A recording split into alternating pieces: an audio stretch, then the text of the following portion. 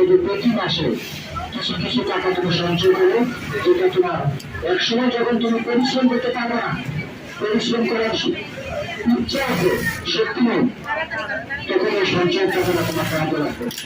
তখন এই সঞ্চয়ের টাকা দিয়ে তুমি চলতে পারবা, তখন এই সঞ্চয়ের টাকা তুমি কাজে লাগবে। এখন তুমি যা ইনকাম করতেছো তা খরচ করতেছো, মনে করছো দুই মাসে 15,000 করছো, এরপর মাসে 20,000 করতে হবে, খরচ করে করছো। এই পরিশ্রম করে তোমার মৃত্যু হবে। আমাকে সঞ্চয় করতে হবে।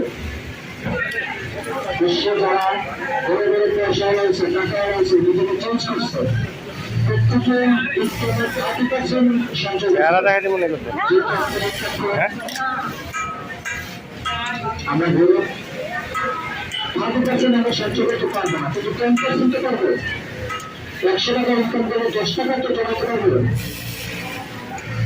300 টাকা ইনকাম করলে তো 30 টাকা জমাতে পারবো।